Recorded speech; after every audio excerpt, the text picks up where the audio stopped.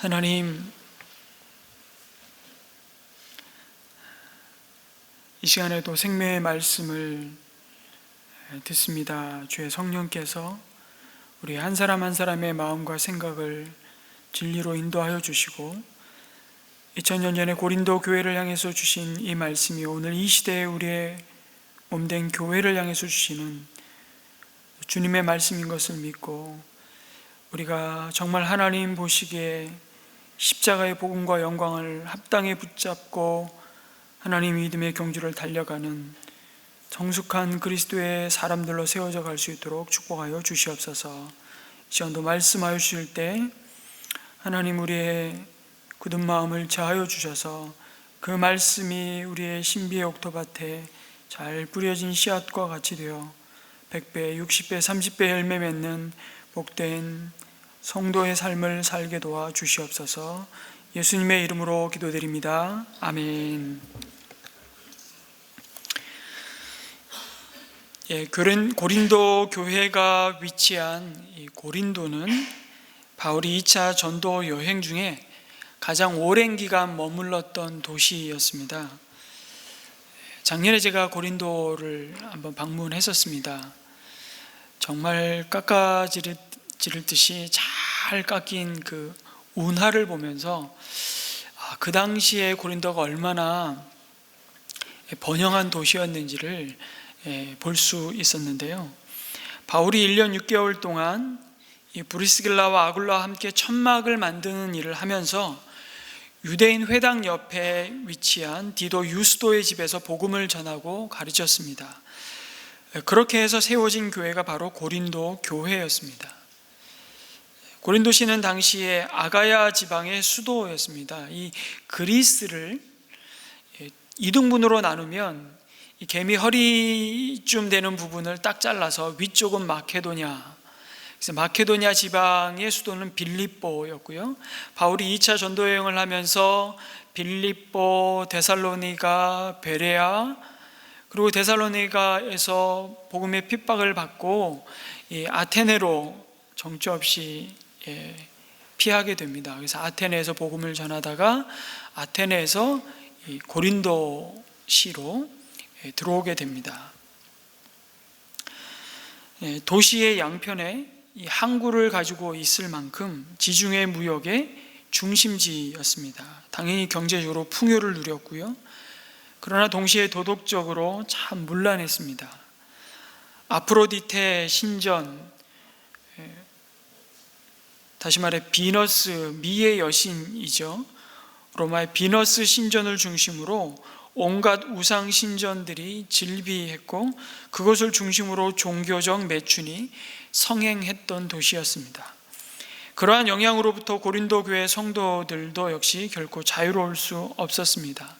지극히 세속화의 문제가 교회의 성도들의 믿음을 흔들어 놓았습니다. 참 많은 문제를 안고 있었던 고린도 교회의 모습을 고린도 전서가 보여주고 있습니다. 물론 고린도 교회는 고린도전서 1장 1절에서 우리가 9절에서 보면 바울이 감사한다, 그들을 향해서 하나님 앞에 감사의 내용을 쓰면서 그들이 얼마나 이 복음을 전하기 위해 열심히 있었는지, 또 얼마나 많은 성경 지식이 있었는지, 그들이 구원의 확신도 있었고요. 더 놀라운 것은 주님이 다시 오실 것에 대한 소망도 충만했던 그런 교회였습니다. 그리고 하나님으로부터 많은 영적인 은사를 부여받은 교회였습니다. 그럼에도 그들은 곧 교만해졌고요. 하나님이 주신 그 많은 은혜에도 불구하고 그들 자신들의 은사를 가지고 그리스도 안에서 하나 되게 하신 지체를 섬기고 사랑하며 주님의 몸된 교회를 세우는데 사용하지 않았습니다. 자신의 은사와 지혜를 자랑했습니다. 그런 영적 자만심은 곧 파당을 짓는 것으로 발전했고요. 그래서 자신이 누구에게서 복음을 듣고 가르침을 받았는지를 자랑했습니다. 자신들이 선호하는 복음의 일꾼들을 맹종하기 시작했습니다. 이것이 결국 파당을 만들었고 그 지도자들의 우산 아래 다른 말씀을 가르치고 전하는 지도자들의 권위를 깎아내리고 그 가르침을 받은 자들을 무시하고 공동체 안에 분쟁이 일어났습니다. 고린도 교회 설립자인 바울이 고린도 교회를 향해서 그들 안에 있는 분열과 다툼을 책망하고 그 길에서 돌아서서 같은 말과 같은 마음과 같은 생각으로 뭉치라고 권면하는 이유는 고린도 교회에게 그것이 교회를 무너뜨리고 자신들의 믿음을 변질시키는 사단의 가장 강력한 유혹이고 공격이었기 때문입니다. 여러분, 교회를 무너뜨리고 성도의 믿음을 변질시키고 왜곡시키는 이 사단의 공격은 성도의 마음을 어지럽히는 것입니다. 그 방법 중에 하나가 바로 성도들의 마음을 예수 그리스도의 복음에서 다른 것에 집착하도록 훔치는 것입니다. 고린도 교회 성도들에게는 그것이 바로 그들에게 구원의 복음을 전하여 준 사람들이었습니다. 그들을 좋아한 나머지 그들이 복음보다 더 중요한 그들의 우상이 되어버렸습니다. 고린도 교회 지도자 팬클럽이 형성된 것입니다. 그 중에서 바울은 당연히 고린도 교회 예수 그리스도의 십자가 복음을 가장 먼저 전한 사도였기에 그를 따르는 그룹은 어쩌면 가장 큰 자랑거리와 명분을 가지고 있었을 것입니다. 그러나 게바, 곧 베드로를 따르는 그룹도 있었습니다. 베드로가 고린도 교회를 방문했다면 언제 했는지, 아니 방문하지 않았는지 증거가 명확하지 않습니다. 그래서 어떻게 고린도 교회에 이 게바라는 이 분파를 형성했는지도 분명하지 않지만, 고린도 교회는 이후에 우리의 말씀을 잘 보면 바울에 대한 사도성이 계속 의심받는 상황 아래에 있었습니다. 베드로야말로 예수님께 직접 가르침을 받고 예루살렘 교회가 세워지는데 그의 설교와 가르침, 그리고 그가 행했던 놀라운 복음의 기적, 이런 능력이 구원의 역사를 이루었던 그 소식만으로도 게바파가 형성되기에 충분했습니다. 그리고 언변에 능한 아볼로파가 있었습니다. 바울이 전하여 준 복음을 듣고 그리스도인이 된 성도들 가운데 아볼로를 통해 구약의 말씀을 더 깊이 이해하는 그 배움과 그 믿음이 자라는 성도들이 생겼습니다. 아볼로의 영향은 대단했던 것으로 보입니다. 무엇보다도 아볼로는 가르치는 은사가 탁월해서 많은 성도들에게 호감을 주었습니다. 그래서 그들은 복음의 이해에 있어서 깊은 성숙의 기회를 가질 수 있었습니다. 그러니 아볼로의 가르침에 많은 고린도 교인들이 열광했습니다. 특별히 바울은 글에는 탁월하나 말에는 약간 졸한, 말은 잘 이렇게 썩 사람들이 듣기에 매력 있게 들리지 않았던 것 같습니다. 그런데 아볼로는 그렇지 않았습니다. 더군다나 헬라의 지혜를 중요하게 여기는 성도들에게는 그의 탁월한 웅변술과 지적 가르침은 대단한 호소력을 가지고 있었습니다. 그렇게 서로가 자신이 따르는 지도자들에 대한 존경과 감사를 넘어서서 지나친 선호가 서로를 배타적으로 만들었습니다. 그리고 자신이 따르는 지도자의 권위에 대한 우월의식이 생겼습니다. 나는 누구에게서 배운 제자다. 나의 스승은 누구다. 누구의 그늘 아래에 있는 자인지가 영적인 자랑이었습니다. 결국 누구의 가르침이 더 훌륭하고 정통성이 있는지에 대한 논쟁으로 비화했을 것입니다. 그런 모습에서 실망하고 시험이 든 성도들 가운데는 아예 우리는 그리스도만 따르는 자들이라고 주장하면서 다 꼴보기 싫다, 우리는 예수 그리스도께 직통계시를 받는 자들이라고 주장하고 파당을 형성하는 자들이 나타났습니다. 소위 그리스도파입니다. 결국 한 교회 안에 서로가 최고라고, 서로가 더 우월하다고, 서로가 자신이 따르는 스승이 더 능력 있다고 주장하면서 분열과 다툼이 계속되었습니다. 이 소식이 에베소에 있는 바울에게까지 전해진 것입니다. 바울은 이 안타까운 소식을 듣고 고린도 교회 성도들에게 세 가지를 묻습니다. 첫 번째는 그리스도께서 갈라지셨냐고 묻습니다. 여러분, 예수님은 십자가를 지시기 전에 오히려 간절히 기도하셨습니다.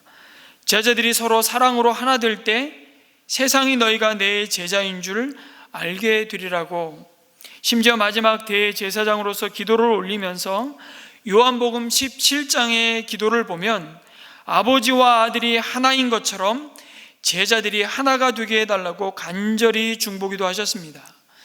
그 내용을 반복해서 하나님 앞에 올려드리는 기도를 요한은 증거해 줍니다. 11절 말씀을 한번 보겠습니다. 같이 한번 읽을까요? 시작. 나는 이제 더 이상 세상에 있지 않으나 그들은 세상에 있습니다. 나는 아버지께로 갑니다.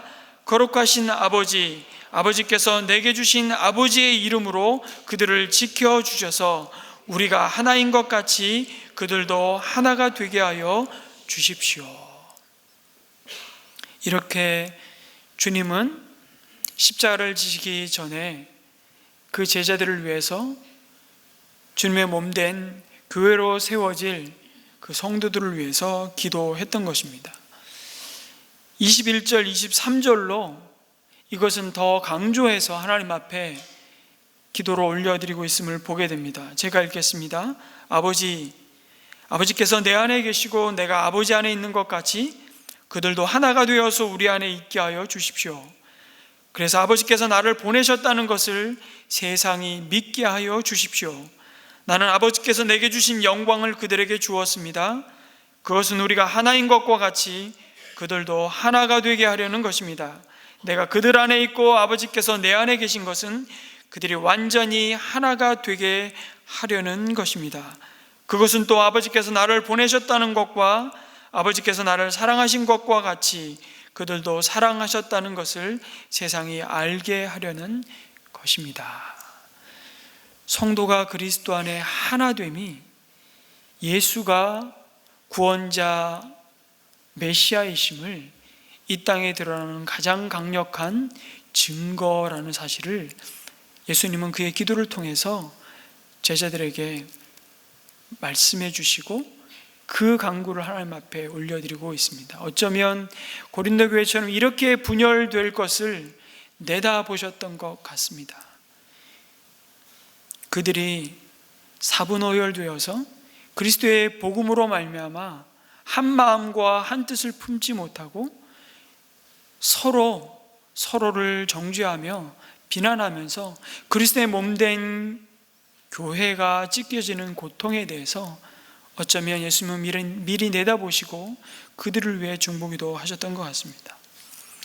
그런 예수 그리스도의 몸인 교회가 교회의 머리이신 그리스도가 어째서 갈라진 것처럼 분열하고 있냐고, 그럴 수 없다고 지금 바울은 말하고 있습니다. 둘째 질문이 무엇입니까?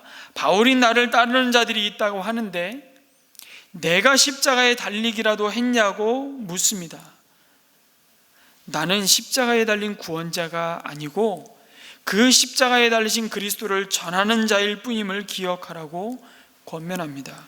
쉽게 말하면 나는 도구일 뿐이라고, 복음을 실어 나르는, 나는 구원의 복음을 전하는 통로일 뿐이라고 강조합니다. 마치 이런 것이죠. 달을 보라고, 사실 이 불교적인 용어입니다. 달을 보라고 달을 가르치고 있는데 달을 가르치는 손가락만 보고 있는 거예요. 지월이라는 개념이죠. 마치 고린도 교인들이 손가락을 바라보면서, 달을 가르치고 있는 손가락을 바라보면서 그 손이 제대로 가르치고 있는지, 그 손이 큰지, 그 손이 작은지 이러고 싸우고 있다는 것입니다. 본질을 잃어버리신 것이죠. 그래서 바울이 나를 마치 복음보다 더 중요하게 생각하고 따르는 자들이 얼마나 어리석은 자들인지를 책망하고 있습니다. 그리고 마지막으로 이런 질문을 던집니다. 나에게 세례를 받은 사람이 누구냐고.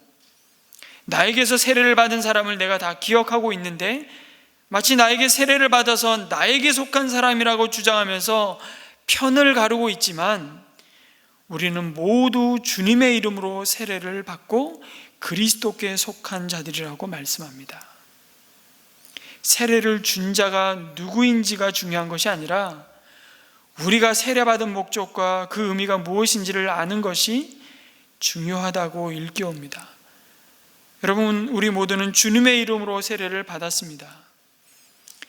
그것은 내가 그리스도와 함께 죄에 대해서 죽고 그의 부활하심으로 말미암아 의에 대해서 함께 살아났음을 확신하고, 이제 우리가 살아도 주를 위해 살고 죽어도 주를 위해 죽나니 사나 죽으나 우리가 주의 것임을 고백하는 것입니다. 그 믿음으로 우리가 동일한 같은 세례 받은 자들임을 기억하라는 것입니다. 그래서 여러분, 캐톨릭에서 영세를 받은 분은 개종을 하여도 세례식을 다시 하지 않습니다. 그 세례가 삼위 하나님의 이름으로 받은 세례이기 때문에 그렇습니다. 가끔가다 군대에서 진중 세례 받으신 분이 있습니다. 군대 갔는데 마음은 약해지고, 저 교회 나갔는데 복음을 듣고 세례를 받는데요, 줄을 쫙 세놓고 수백 명의 군인들이 물 세례를 받습니다. 물을 찍으면서 지나가는 것 같아요. 그래서 가끔씩 정말 저는 그때 저의 믿음으로 받은 게 아닌 것 같습니다. 저 세례 다시 받고 싶습니다. 이런 분들이 가끔씩 계시는데 그래도 세례 베풀지 않습니다. 다시. 왜냐하면 삼위 하나님의 이름으로 그 세례를 우리가 인정하고, 누구에게 세례를 받은 것이 중요한 것이 아니라 그 세례에 담겨진 믿음이 당신의 믿음이고 고백이냐, 그것이 중요하기 때문입니다. 우리는 이 자리에 앉아있는 성도님들, 우리에게 세례를 베푼 자는 우리 다 다릅니다. 그러나 우리가 받은 세례는 주님의 이름으로 받은 동일한 세례이고, 그 세례의 믿음의 고백 가운데 우리는 그리스도 안에 하나 되었음을 고백하는 백성들이라는 것을 바울이 말하고 있는 것이죠. 그래서 나에게 세례 준 자가 누구냐가 중요하지 않습니다. 그래서 바울은 주님이 나를 너희에게 보낸 이유가 세례를 주기 위해 보낸 것이 아니라 십자가의 복음을 전하라고 너희들에게 내가 보냄받았다 말씀합니다. 그러면서 바울은 너희들의 이 분열과 다툼이 결국 그리스도의 복음을 헛되게 만드는 무서운 불신앙의 태도임을 책망합니다. 왜입니까? 우리의 믿음이 가르치는 자의 말에 지혜와 능력과 그의 탁월함과 훌륭함에 달려있다면 그것은 십자가의 능력이 아니라 그 구원의 은혜가 사람의 능력에 달려있다고 주장하는 꼴이 되기 때문이죠. 바울이 왜 이 분열과 교회의 파당을 가장 먼저 고린도 교회의 심각한 문제로 경계하고 권면하는지를 보여줍니다. 1장부터 4장까지, 고린도전서가 16장까지로 되어 있는데 무려 4장에 걸쳐서 이 분열과 갈라짐, 이 파당에 대해서 그들을 권면해주고 있습니다. 바로 십자가를 부인하는 행위이기 때문입니다. 단순히 그들이 서로 감정이 상해서 서로 그냥 비난하고 얼굴 붉히는 정도가 아니라 그 분열과 파당으로 인한 그 다툼이 하나님의 복음을 사람의 가르침과 지혜로 변질시키는 영적 타락을 불러왔기 때문입니다. 여러분, 이런 분열과 다툼이 조금만 더 가면 바로 기독교가 아니라 바울교가 되는 것입니다. 기독교가 아니라 아볼로파 정도가 아니라 아볼로교가 되고 베드로교가 되는 것입니다. 자신들만이 그리스도교라고 주장하면서 예수 그리스도를 믿고 따르는 다른 성도들의 믿음은 가짜라고, 우리 교회만이 진짜 교회라고 주장하게 되는 것입니다. 여러분, 이단들의 특징이 뭡니까? 기성교회를 비판하는 것입니다. 그들은 뭐가 문제가 있고 기존 교회들은 이미 타락했고 그들의 가르침에는 하나님의 능력이 없다고 가르치면서 기존 교회와 자신들이 어떤 차별이 있는지를 강조합니다. 일단 그렇다면 여러분 경계하셔야 됩니다. 그러면서 사람들의 마음을 훔칩니다. 우리 교회만이 성경 말씀을 제대로 풀어서 가르친다고 말합니다. 그래서 많은 이단들은 이 비유풀이를 해요. 특히 신천지의 경우에는 예수님의 비유를 알레고리적으로 예상에 풀죠. 그리고 그 가르침을 가르치는 교주를 그리스도라고 말합니다. 대한민국에 지금도 수십 명의 메시아가 있습니다. 자칭 그리스도라고 말하는 사람들이 수십 명이에요. 그리고 이거는 2000년 교회 역사 속에서 계속 등장했습니다. 그들이 나타날 때, 그때는 주님이 다시 오실 때가 아니죠. 주님 언제 오실지도 모르지만 그들은 유혹하는 영으로서 하나님의 성도들의 믿음을 훔치고 있습니다. 우리 교회만이 성경 말씀을 제대로 풀어서 가르친다고. 이런 영적 교만은 결국 교회를 그리스도의 몸에서 분리하고 사람의 가르침을 절대화하고 우상화하는 자리로 데려갑니다. 그런데 여러분, 이렇게까지는 아니더라도 여러분, 교만한 마음은 주님의 교회를 분열시키는 뿌리 깊은 죄악임을 볼 수 있습니다. 바로 고린도 교회가 이 교만으로부터 파벌이, 분쟁이 시작되었기 때문입니다. 처음 신앙생활 시작할 때는 여러분, 우리 다 겸손합니다. 잘 모르니까요. 그래서 오직 십자가의 은혜만을 붙듭니다. 그런데 점점 성경 지식이 쌓여가고 이 예배가 익숙해지고 말씀이 판단되기 시작하면서 우리는 점점 영적인 귀가 예민해져야 되는데 그런 것이 아니라 오히려 무감각해집니다. 웬만한 말씀은 은혜가 안 됩니다. 그럴 때 여러분, 우리의 말에 어떤 변화가 있는지 잘 살피셔야 합니다. 내가 교만해졌는지 아닌지는 자신이 하는 말에 주의를 기울여 보면 알 수 있기 때문입니다. 전에는 교회 생활에 만족했는데 점점 교회를 비판하고 불만을 표시하는 말을 하고 있다면 자신이 교만해지고 있다는 것을 아셔야 합니다. 교회는 달라진 것이 없는데 그렇게 즐겁고 기쁘고 행복했던 교회 생활이 불만족스럽게 느껴진다면 내가 지금 교만한 자리에 있구나 생각하시면 거의 틀림없습니다. 그 마음에는 그리스도의 십자가 복음이 아닌 다른 것으로 자신의 만족과 영광을 위해 신앙생활하고 있을 가능성이 대단히 높기 때문입니다. 소위 말하는 종교 생활입니다. 여기서 우리는 그리스도의 십자가 복음을 붙들지 않고 종교 생활하는 자의 차이를 정말 잘 구분할 필요가 있습니다. 왜냐하면 신앙의 본질인 복음을 이 종교 생활로 바꿀 때 교회는 고린도 교회가 그랬던 것처럼 우리 교회를 심각한 분열과 파당으로 갈라서게 만들 가능성이 높기 때문입니다. 그래서 우리는 나의 믿음이 복음 위에 세워졌는지 아니면 종교 위에 세워졌는지를 잘 분별해야 합니다. 그 분별에 귀한 도움이 되는 팀 켈러의 글을 제가 인용해 보고 싶습니다. 여러분, 복음과 종교의 차이가 뭘까요? 나는 지금 정말 내 믿음을 복음 위에 세운, 그리스도의 십자가 복음 위에 세운 믿음인지 아니면 난 지금 종교 생활을 하고 있는 건지 이걸 구분해 볼 수 있는 몇 가지 리트머스 시험지와 같은 믿음의 내용이 있습니다. 여러분, 종교는요, 우리 믿음에 대해서 이렇게 설명합니다. 순종하면 내가 하나님 앞에 용납될 것이라고 말합니다. 그러나 복음은 우리가 주님의 십자가의 은혜로 하나님께 이미 용납되었으므로 순종한다고 말씀합니다. 이거를 거꾸로 뒤집어 놓는 거예요. 그래서 종교는 하나님께 드리는 그 순종의 동기가 항상 뭐냐면 두려움과 불안함의 기초에 있습니다. 내가 오늘 주일 빠지고 어디 놀러 가면 하나님이 혹시 이거 자동차 사고 내시는 거 아니야? 불안해합니다. 그래서 뭔가 끊임없이 내가 하나님 앞에 인정받기 위해, 하나님 앞에 복을 받기 위해 끊임없이 뭔가를 해야만 하는 종교 생활입니다. 순종의 동기가 두려움과 불안감에 기초에 있다는 것이죠. 회개도 그렇습니다. 생명에 이르는 회개가 아니에요.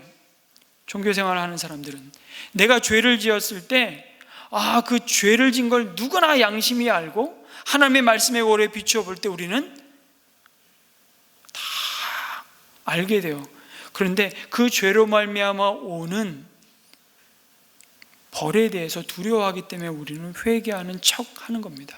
근데 진정한 회개의 생명에 이르는 회개는 그 죄 자체를 너무너무 아파하고 그 죄를 하나님 앞에 정말 그 죄를 자체를 돌이키고 회개하는 것입니다. 죄가 가져다 줄 그 벌 때문에 두려움에서 회개하는 게 아니고요. 너무 많은 차이가 생깁니다. 복음은 십자가의 무조건적인 은혜에 대한 감사와 기쁨이 순종의 유일한 동기입니다. 여러분, 우리 일상 속에서 일이 잘못될 때 종교는 하나님과 자신에게 분노합니다. 축복받은 사람은 편안한 삶을 살아야 한다는 믿음을 가졌기 때문입니다. 그러나 복음은 일이 잘못될 때, 삶에 문제가 생길 때 씨름합니다. 그러나 모든 심판이 예수님께 이미 내려졌음을 알고 있습니다. 그래서 이 시련의 과정 가운데 있으면서도 하나님이 반드시 은혜 베푸실 것을 압니다. 또한 내가 비난받을 때 종교생활을 하는 자는 분노에 휩싸여 마음이 무너집니다. 왜냐하면 자신이 좋은 사람이라는 느낌이 그에게는 너무나도 중요하기 때문입니다. 그래서 나라는 자아상에 가해지는 모든 위협들은 반드시 제거되어야 하기 때문이라고 믿습니다. 반면에 복음의 사람은 비난받을 때 어떻게 반응합니까? 씨름합니다. 그러나 내 자신이 좋은 사람이라고 생각되는 것이 꼭 본질적일 필요는 없습니다. 왜냐하면 나의 나됨은, 나의 정체성은 내 행동에 있지 않고 오직 하나님의 사랑의 기초에 있다는 것을 믿기 때문입니다. 그래서 복음에 기초한 믿음이 주는 자아상은 자신의 도덕적인 성취로 결정되지 않습니다.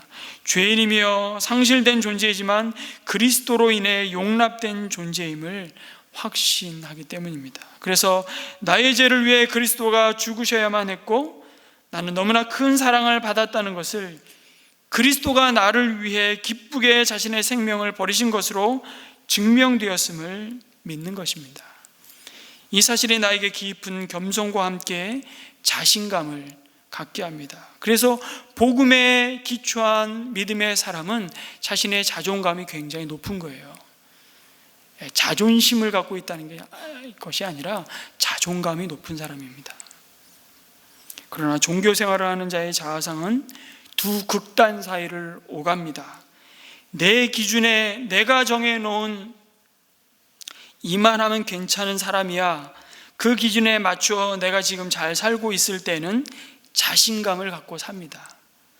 그래서 점점 교만해지고 실패하는 사람들에게는 무자비해지는 경향이 있습니다.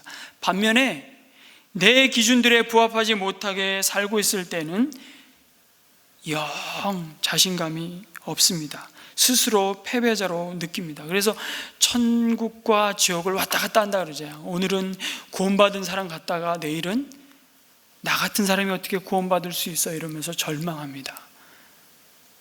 왜요? 그 기준이 자신의 감정이고 자신이 정해놓은 도덕적인 기준들이요, 행위의 기준들이기 때문에 그렇습니다. 그래서 종교 생활은 자신의 정체성과 자존감이 주로 내가 얼마나 열심히 일하느냐에 달려 있습니다. 얼마나 내가 도덕적이냐로 자신의 정체감, 자존감이 결정됩니다.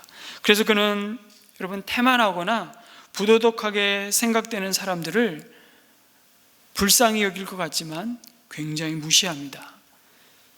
그러나 그리스도의 십자가 복음을 소유한 사람의 자존감과 정체성은 나를 위해 죽으신 예수 그리스도로 인해 결정됩니다. 나는 순전히 은혜로 구원받았기 때문에 나와 다른 신앙이나 습관을 가진 사람들을 무시할 수가 없습니다. 나의 나된 것은 오직 하나님의 은혜임을 믿기 때문입니다. 여러분, 우리가 왜 그리스도의 십자가가 아니면 하나 될 수 없는 자인 줄을 아시겠습니까? 우리는 십자가 아니면 철저히 내가 모든 삶의 기준인 사람들이기 때문입니다. 그래서 여러분, 교회에서 우리는 십자가가 아니면 도무지 만날 수 없는 사람들입니다. 이 자리에 함께 우리가 이렇게 예배드릴 수 없는 사람들입니다. 그런데 그 사람들이 한 가족이 됩니다. 한 마음이 됩니다. 이것이 그리스도의 십자가가 우리 가운데 행하시는 기적입니다. 그래서 도무지 하나 될 수 없는 지극히 자기중심적이고 이기적인 우리들이 나보다 남을 귀하게 여기고 서로 하나 되어 사랑하며 섬기는 모습을 볼 때 세상은 예수 그리스도가 진짜 구원자이심을, 그분이 하나님의 아들이심을 보게 된다는 것입니다. 여러분, 세상은 철저하게 각자의 이해관계로 인해 하나 될 수 없음을 보여줍니다. 오늘의 친구가 내일의 원수가 됩니다. 오늘 함께 열심히 동역했던 그런 관계가 내일 서로의 등에 칼을 꼽아야 생존이 가능한 그런 세상을 우리는 보고, 그런 세상을 우리는 살고 있습니다. 세상은 자신의 이익 때문에 잠시 협력하는 것 같지만 나에게 도움이 되지 않거나 손해를 끼치려는 낌새가 보이면 가차없이 돌아서 버립니다. 그런데 그리스도 안에서 같은 믿음과 같은 세례를 받고 같은 소망을 가진 성도들은 그럴 수 없다고 말합니다. 왜냐하면 그 관계가 잠시 이 땅에서 서로의 이익관계로 만난 자들이 아니라 영원한 하나님 나라의 한 가족으로 맺어진 사람들이기 때문입니다. 그래서 세상은 교회를 보면서 놀라는 것입니다. 아니, 충격을 받아야 합니다. 어떻게 저들이 같은 자리에서 밥을 먹고, 어떻게 한 자리에서 예배를 드리고, 어떻게 한 목장에서 삶을 나눌 수 있는 것인지, 나이도, 사회적인 신분과 지위도, 교육 정도도, 관심사도, 서로의 기질도 너무 다른 우리를 그리스도 안에서 하나 되게 하셨기 때문입니다. 그래서 복음입니다. 이것을 가능하게 한 유일한 이유가 바로 십자가입니다. 그래서 바울은 갈라디아서 3장 26절에서 28절까지 이 복음의 영광을 이렇게 우리에게 소개합니다. 같이 한번 읽겠습니다. 시작. 여러분은 모두 믿음으로 말미암아 그리스도 예수 안에서 하나님의 자녀들입니다. 여러분은 모두 세례를 받아 그리스도와 하나가 되고 그리스도를 옷으로 입은 사람들이기 때문입니다. 유대 사람도 그리스 사람도 없으며 종도 자유인도 없으며 남자와 여자가 없습니다. 여러분 모두가 그리스도 예수 안에서 하나이기 때문입니다. 아멘. 로마서 3장 22절도 같은 말씀을 하십니다. 제가 읽겠습니다. 하나님의 의는 예수 그리스도를 믿는 믿음을 통하여 오는 것인데 모든 믿는 사람에게 미칩니다. 거기에는 아무 차별이 없습니다라고 말씀합니다. 여러분, 차별이 없다는 것이 무슨 뜻입니까? 어느 누구도 구원 얻는데 다른 사람보다 나은 조건을 갖고 있었던 사람이 하나도 없다는 것입니다. 많이 배웠거나 더 정직하게 살았거나 더 열심히 살았거나 아니면 흉악하게 살았거나 게으르게 살았거나 구원을 얻는 데 있어서는 도무지 누가 누구보다 더 낫고 누가 누구보다 못하지 않는, 공평하게 다 죄인이었다는 것입니다. 그래서 로마서 3장 22절 다음 절인 23절에 뭐라고 말씀하시죠? 모든 사람이 죄를 범하였으며 하나님의 영광에 이르지 못하였다. 그 점에 있어서 우리는 차별이 없습니다. 그래서 구원에 차별이 없는 것입니다. 그런데 세상은 어떻죠? 세상은 좋은 놈, 나쁜 놈, 더 나쁜 놈을 구분하고 차별합니다.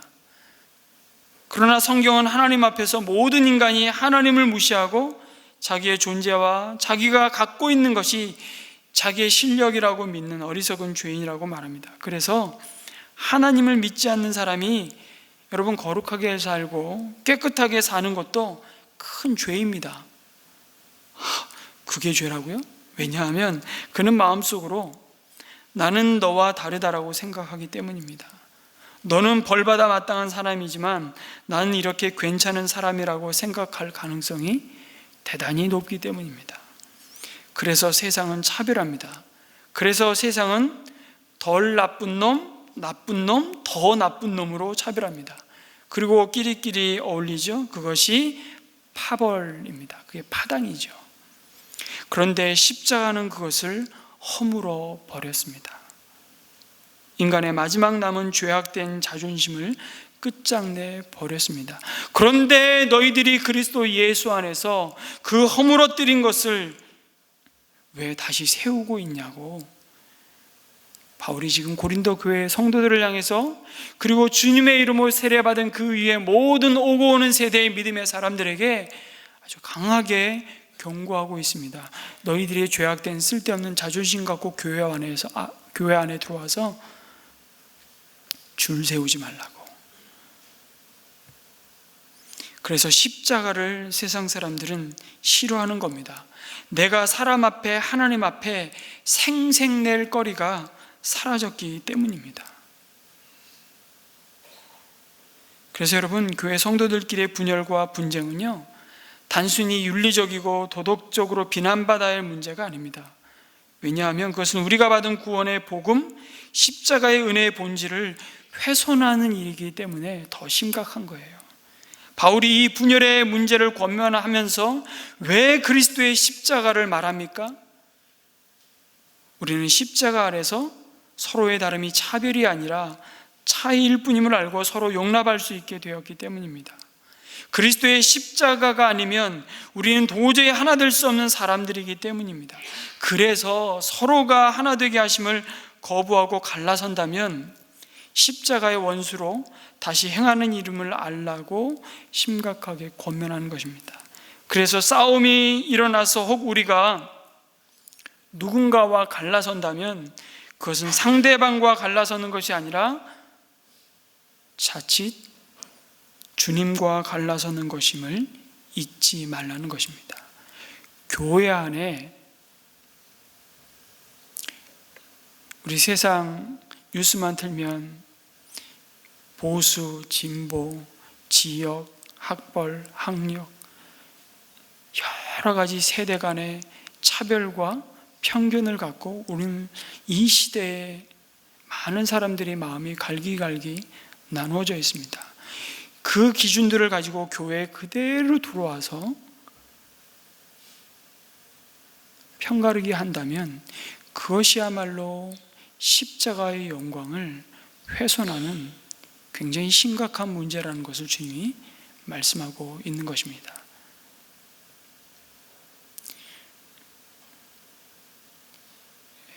저에게 묻지 마십시오. 목사님은 이 문재인 정권에 대해서 어떻게 생각하십니까? 제발 묻지 마시고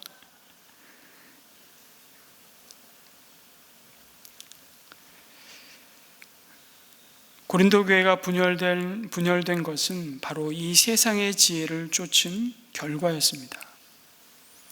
그들이 자랑할 것이 많았기 때문입니다. 그러나 그것이 하나님을 알 수도 없고 그 세상의 지혜로 그 세상의 지혜가 그들을 죄와 사망에서 구원할 수도 없었다고 말씀합니다. 그들의 지혜는 구원을 위해 아무것도 할 수 없는 무용지물이었습니다. 여러분, 십자가가 무엇입니까? 우리가 은혜로 결과적으로 얻은 구원이 어떻게 내 능력과 내 실력과 무관한 것이냐를 가장 잘 보여주는 것이 바로 십자가입니다. 우리에게 자랑할 것이 하나도 없게 만드는 것이 바로 십자가입니다. 우리의 구원은 내가 구원을 얻기 위해서 내가 40일을 금식 기도를 했다든지 구제와 헌금을 많이 냈다든지 아니면 나는 주님의 나라와 복음을 위해 이토록 내가 수고하고 섬기며 봉사를 했다든지 어쨌든 나한테 요구되는 아무런 조건이 없습니다. 오직 주께서 내 대신 십자가를 지시고 죽어야 되는 것으로서 내가 구원을 얻었다는 것입니다. 그러니 거기에 어떻게 우리의 자랑이 있을 수 있습니까? 바울이 하는 얘기가 그 얘기입니다. 그래서 십자가의 말씀이 멸망할 자들에게는 어리석은 것이지만 구원을 받는 사람인 우리에게는 하나님의 능력입니다. 누구의 능력이라고요? 하나님의 능력, 내 능력이 아닙니다. 그러니까 구원을 얻지 못하는 자들 편에서 볼 때는 여러분, 이 십자가가 얼마나 꼴보기 싫은 것인지 모릅니다. 왜냐하면 우리에게 무엇을 시키는 명령이 없으니까 이것이 얼마나 미련한 것이냐고 보는 것입니다.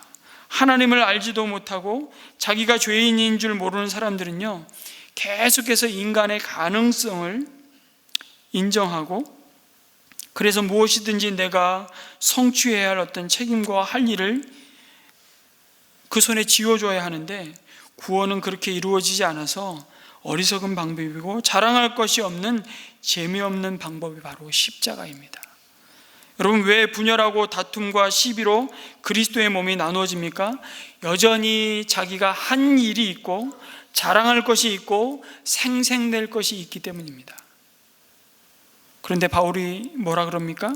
우리가 주를 믿어 구원을 얻었다 하면서 어떻게 나는 너보다 괜찮은 사람이라고, 내가 너보다 더 똑똑하다고, 내가 너보다는 정직하다고, 내가 따르는 스승이 너의 스승보다 탁월하다고 이야기할 수 있느냐는 겁니다. 이것이야말로 어리석은, 아주 어린아이와 같은 믿음의 모습이라고 말씀하는 거죠. 여러분, 고린도전서 1장 1절에서 9절까지가 고린도전서의 서론인데요, 그 서론에 보면 고린도교의 성도들은 정말 이 세상의 어떤 성도보다도 성숙한 성도처럼 보여요. 잘 보십시오. 바울이 감사하고 칭찬하고 있는 내용을 보면 이 자리에 앉아있는 우리 누구보다도 예수님 사랑하고 예수님 의지하고 예수님 잘 믿는 성숙한 그리스도인들로 보입니다. 그런데 9절, 10절부터 그런데 라고 시작하는 이 말씀으로부터 시작해서 고린도 교회 성도들이 어린아이와 같다고 말합니다. 내가 단단한 음식을 너희에게 못 먹이겠다. 젖으로 밖에는 너희에게 먹일 수 없었다고 얘기합니다. 그런 미성숙한 고린도 교회의 모습을 책망하고 있는데, 그 중에 가장 먼저 책망하는 것이 그들의 분열이었습니다. 다툼, 하나 되지 못함. 그리스도의 십자가로 말미암아 자유인이나 종이나 헬라인이나 유대인이나 남자나 여자나, 오늘 이 시대에는 그게 무슨 구분이 되냐, 무슨 차별이 되냐 하지만 그 당시에는 엄연한 노예제도가 있는 시대, 남자와 여자의 차별이 너무 극심한 그 시대 속에서 이것을 하나 되게 하신 것을 너희가 복음으로 지키지 못하는 너희의 모습을 보니 너무나 마음이 무너지는 바울의 말씀이 거기에 다 담겨져 있는 것이죠. 여러분, 아시스의 성자로 불리우는 프란시스 일화 중에 이런 이야기가 있습니다. 그의 제자가 환상 중에 하늘나라를 갔다 왔습니다. 너무너무 좋은 보좌가 많이 있는데 그 중에 가장 높고 존귀하게 보이는 의자가 있었습니다. 제자가 안내자에게 묻습니다. 저건 누구의 보좌인가요? 이 세상에서 가장 겸손한 하나님의 종 프란시스의 보좌입니다. 그 대답을 듣자 제자이지만 너무너무 부럽기도 하고 시기도 났습니다. 환상이 깨고 적절한 순간이 왔을 때 그 제자가 그의 스승인 프란시스에게 묻습니다. 선생님은 자신을 누구라고 생각하십니까? 프란시스가 이렇게 대답합니다. 세상에서 가장 악한 자이지. 그러자 제자가 정색을 하며 말합니다. 외람되지만 외식하는 말씀은 그만하십시오. 세상에는 도둑놈, 강도, 강간범, 정말 나쁜 악당들이 많은데 그들보다 선생님이 더 나쁜 악당이라는 것입니까? 프란시스도 정색을 하고 그렇다니까 내가 더 나쁜 사람일세. 사실 내가 그 사람들 틈에 있지 않은 이유는 하나님의 은혜 때문이지, 만일 하나님이 내게 베푼 모든 은혜를 그 강도에게 베푸셨다면 그 강도는 오늘 이 자리에 있는 나보다 더 좋은 사람이 되었을 걸세. 성도 여러분, 내가 자랑할 것은요, 자랑할 문제가 아니라 감사할 문제라는 것입니다. 내가 남을 심판할 문제는 손가락질할 문제가 아니라 어쩌면 그것이 내 자신의 모습, 어쩌면 모든 인생이 걸어가고 있는 당연한 길임을 인정해야 되는 것입니다. 저 사람과 내가 도무지 차이가 없다는 것을, 인간이 저지른 모든 패역한 일은 나와 다를 바 없는 일이라는 것을, 내가 그 일을 저지를 수도 있었는데 지금 은혜 가운데 있어서 그 죄를 짓지 않는다는 것을 하나님 앞에 감사해야 하는 것입니다. 그리고 그 사람이 하나님의 은혜에서 떠나 있기 때문에 그럴 수밖에 없다는 것을 인정해야 하는 것이죠. 그래서 바울은 1장 26절에 이것을 가리키기 위해 바울은 느닷없이 고린도 교회 성도들의 과거 이야기를 꺼냅니다. 여러분이 부르심을 받을 때에, 다시 말하면 이 복음을 처음 듣고 예수님을 영접하고 하나님의 구원의 은혜를 경험했을 때에 여러분의 처지가 어떠하였는지 생각하여 보십시오라고 권면합니다. 아니, 지금 파벌에 대해서, 분열에 대해서, 다툼에 대해서 막 책망하다가 고린도 교회 성도들의 과거 얘기를 해요. 왜냐하면 이 마음이 우리에게 자랑할 것이라고는 그리스도의 십자가밖에 없음을 깊이 고백하게 만들기 때문입니다. 고린도에 처음 예수님을 믿고 하나님의 자녀로 부르심을 받은 자들은, 여러분, 인간적인 기준으로 볼 때에 한마디로 잘 나가는 사람이 별로 없었습니다. 당대에 존경받는 사람들이 누구입니까? 헬라의 존경받는 인물들은 철학자들이었습니다. 지혜를 사랑하는 사람들. 그래서 수많은 자기 사역을 좇은 스승들을 두었고요, 아테네만 해도 바울이 복음을 전할 때 50여 개 학파가 있었습니다. 여러분 잘 아는 학파, 플라톤, 아리스토텔레스를 비롯해서 들어보지도 못한 수많은 학파들이 있습니다. 철학자들, 지식인들. 그런가 하면 정치가나 정부에서 중요한 자리를 차지하고 의사결정을 내리는 귀족들, 지체 높은 가문에 속한 인물들이 정작 고린도 교회는 많지 않았다고 바울이 말합니다. 사도 바울이 왜 갑자기 고린도 교회 성도들의 과거를 들춰내십니까? 어떻게 보면 고린도 교회 성도들의 자존심을 팍 그냥 건드리는 말씀입니다. 안 그래도 내 과거를 묻지 마. 아마 고린도 교회에는 굉장히 하층민 그룹이 많았던 것으로 보입니다. 그리고 노예들도 있었던 것으로 보이고요, 과거는 과거일 뿐이야. 왜 아픈데 건드려? 왜 깐데를 또 까시나? 그들에게는 늘 상처와 열등감만을 불러일으키는 과거였을지도 모릅니다. 그런데 바울이 너희가 하나님의 부르심을 받았을 때를 생각해 보라고, 참 사람의 기준으로 봐도 너희들은 함량 미달이지 않았냐고 지금 그 얘기하고 있는 겁니다. 너희들이 세상적으로 자랑할 만한 게 뭐가 있었냐는 겁니다. 좋은 대학을 나오고 박사학위를 가지고 있어? 아니면 집안 빽이 좋아서 부모 잘 만나서 가만히 있어도 여기저기 오라는 데가 많아? 아니면 모아두었거나 물려받은 재산이라도 많아서 남에게 아쉬운 소리 안 하고 자기 하고 싶은 소리 다 할 만큼이나 되나? 아무것도 아니라는 겁니다. 한마디로 개털 인생입니다. 여러분, 지금 고린도 교인들에게 하는 소리를 마음이 꼬인 상태로 들으면 딱 이겁니다. 지금 나하고 한판 붙자는 겁니까? 이러고 시비 거는 말로 들을 수 있는 내용입니다. 그런데 바울이 그런 성도들에게 형제 자매 여러분이라고 말하면서 왜 이런 말을 그들에게 하는지를 이렇게 설명합니다. 별로 말하고 싶지 않은, 내세울 것이 아무것도 없는 당신들이 뭘 그렇게 자랑할 것이 많아서 나는 이 사람 편, 나는 저 사람 편 하면서 당신들이 받은 복음을 붙잡지 않고 그 복음을 전하여 준 사람을 주목하느냐고. 그들의 출신 성분과 그들의 학식과 그들의 권위가 누구보다 우월하다고 자랑하면서 다투고 파당을 지어 그리스도의 몸을 찢고 있느냐고 말하는 것입니다. 그냥 조곤조곤 말하면서 그들이 지금 하나님께 부여받은 신분의 영광스러움과 존귀함을 훼손하고 있다고 그러지 말라고 타이르고 있는 것이 아닙니다. 사실 바울은 지금 굉장히 흥분해서 전달하고 있습니다. 여러분, 우리가 글로 읽기 때문에 이걸 말로 여러분이 지금 바울이 이 앞에 서서 여러분에게 전한다고 생각해 보십시오. 지금 엄청나게 호통치고 있는 겁니다. 왜 이게 호통이 될 수밖에 없습니까?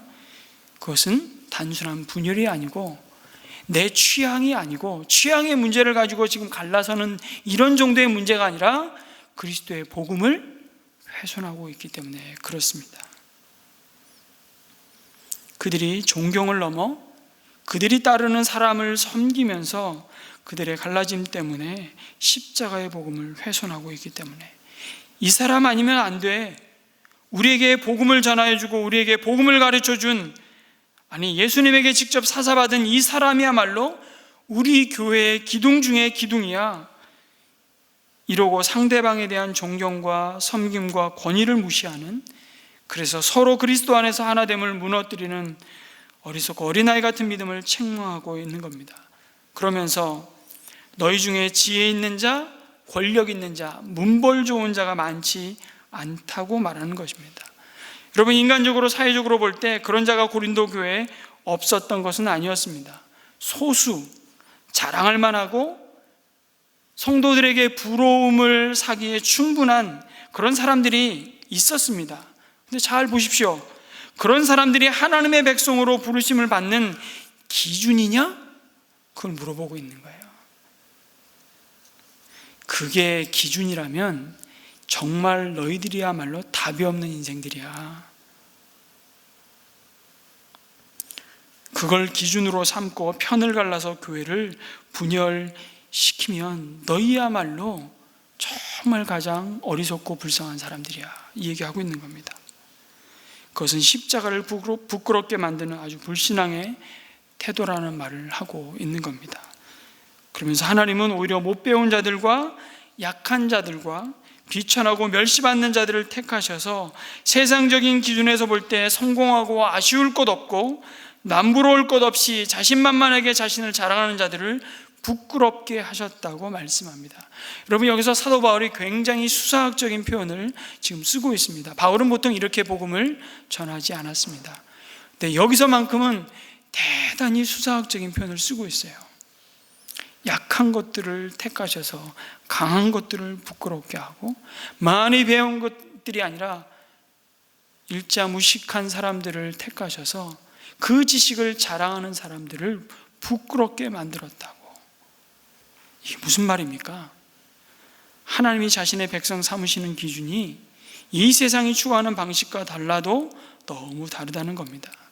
그런데 너희가 오히려 하나님의 뜻을 모르고 여전히 하나님 알지 못하는 자들이 쫓고 따르는 기준과 방식대로 주님의 몸인 교회의 지체들을 보고 있으니 그 일의 결과가 너무나도 뻔하다는 것입니다. 그것은 바로 복음의 영광을 가리우는 것입니다. 오늘 우리의 교회는 어떻습니까? 참 교회도 다를 게 없네. 교회 나가봤더니 자기들끼리 서로 싸우고 파당을 지어서 욕하고 있는데 하나님을 믿는다고 하고 복음 어쩌고 저쩌고 하는데 똑같아. 이 사람이 더 똑똑하고 이 사람이야말로 진골이야. 아니야, 이 사람이 진짜 적통이야. 나머지는 별 볼 일 없어. 이 사람은 어느 학교 출신이고 그러면서 도토리 키 재고 있다는 겁니다. 여러분, 비행기 타고 하늘에서 땅을 보면 어떤 현상이 벌어지죠? 높은 빌딩이나 낮은 빌딩이나 다 평면도입니다. 지금 주님이 그 얘기하시고 있는 겁니다. 하늘의 하나님이 그 인생을 바라볼 때 다 똑같아. 그러니까 그 높고 낮음을 가지고 내 앞에 와서 자랑하지 말라고. 그것을 기준 삼아 내가 너희를 내 백성 삼는 기준으로 삼았다면 구원받을 인생 아무도 없다고 주님이 말씀하고 있는 것입니다. 그러니까 무엇을 자랑해야 되는지를 바로 알라고, 우리의 자는 주님밖에 없다고 말씀하고 있습니다.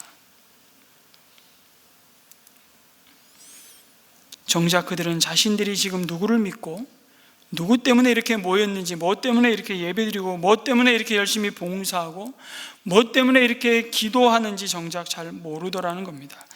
그냥 하다 보니 서로 모이는 게 좋고, 배우는 게 좋고, 노래하는 게 좋고, 봉사하면 보람도 있고, 나도 기쁘고, 뭔가 열심히 하는데 가만히 보니까 다 나의 기쁨과 나의 만족과 유익을 위해서 하고 있더라는 겁니다.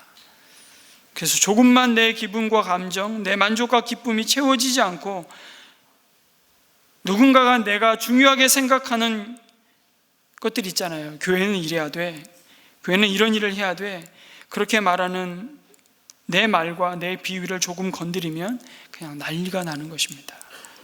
나를 무시했다고, 나를 자기가 가르친다고 생난리입니다. 그런데 여러분, 이게 이 땅의 교회입니다. 그것을 또한 우리는 인정해야 됩니다. 그리고 고린도 교회는 그러한 문제들만 골라골라 가지고 있는 아주 골치 아픈 교회였습니다. 여러분, 이 세상의 가시적인 교회 중에 문제가 없는 교회는 하나도 없습니다. 누군가가 저를 찾아와서 내가 교회마다 이 교회도 다녀보고 저 교회도 다녀보고 참 많은 교회를 다녀봤지만 참 문제가 많습니다. 좀 문제없는 교회를 소개시켜 주시면 안 될까요? 정말 만약에 이렇게 묻는다면 전 되묻고 싶어요. 그런 교회 있으면 나 좀 소개시켜줘라. 그리고 너 그런 교회 발견하거든 절대 그 교회에 등록하지 마. 가지 마. 네가 등록하는 교회 순간 그 교회에 문제가 생길 거야. 네가 문제야, 네가 문제. 문제없는 교회는 없어요. 그러나 그것을 인정하면서, 그래서 우리는 그리스도 안에 하나 되게 하신, 죄인이 죄인을 받는 것에 대해서 우리는 훈련해야 됩니다. 끊임없이 그리스도의 십자가의 은혜와 복음으로 나를 보고 내 옆에 하나 되게 하신 그 지체를 품고 아프지만 함께 그 길을 걸어가도록.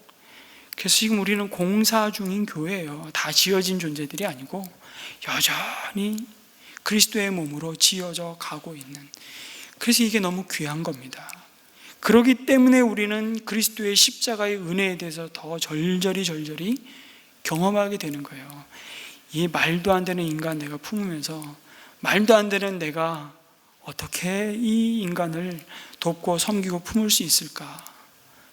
피눈물을 흘리면서 우리는 그리스도의 십자가의 은혜를 비로소 경험하는 것이죠. 그래서 여러분, 목장 안에서 나를 주고 나를 내어놓지 않고 누군가를 받지 않으면요, 결코 성숙한 신앙으로 세워질 수 없습니다. 그래서 목장 교회가 너무 중요해요. 바울은 그런 문제를 넘어서 정말 하나님의 흠도 티도 없는 주님의 영광스러운 교회로 세워져 가고, 하나님이 교회를 향해서 가지신 가장 중요한 소원을 이루어드리기 위해서 교회가 붙잡아야 할 본질적인 처방을 주고 있는 것입니다. 그것이 뭐냐 하면 결론입니다. 바로 그리스도의 십자가를 기준으로 세우라는 것입니다. 이것이 1장부터 4장까지 줄기차게 하는 내용이에요. 딱 이 주제 하나입니다. 그리스도의 십자가를 너의 삶의 기준으로 세우라.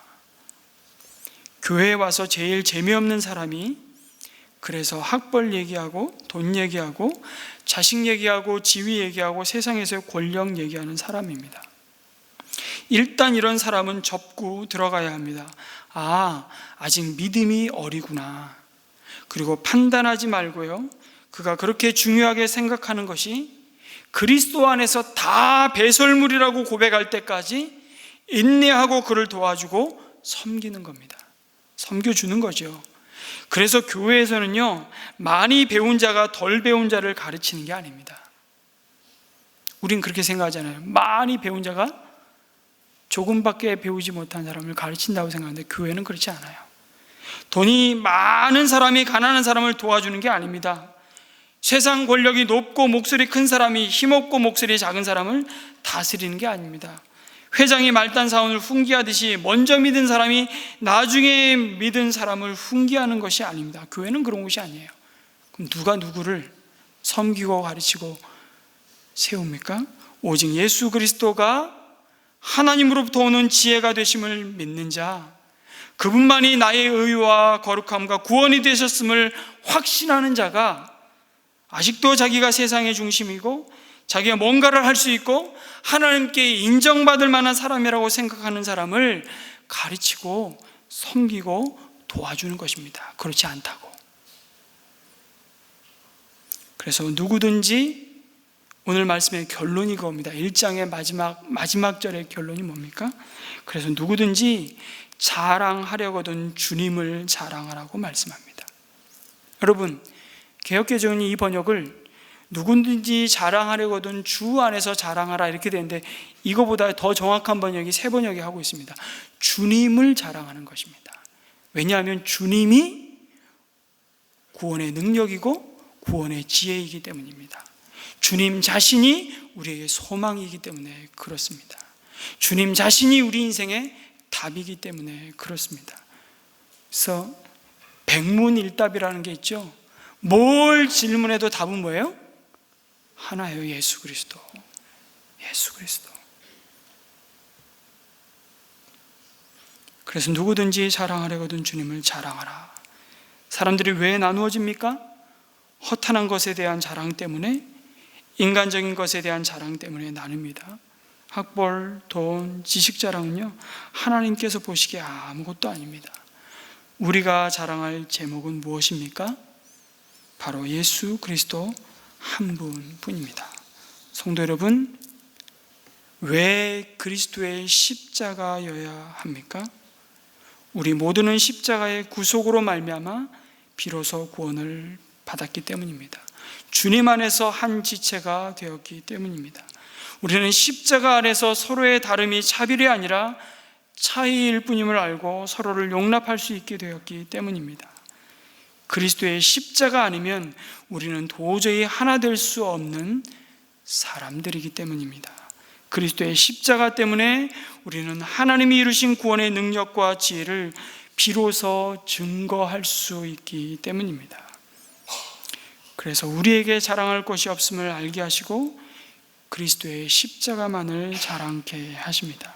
이 은혜가 우리의 가정과 우리의 일터와 우리의 목장과 우리 은혜샘물교회 모든 성도의 삶에 충만하기를 주님의 이름으로 축원합니다. 아멘. 우리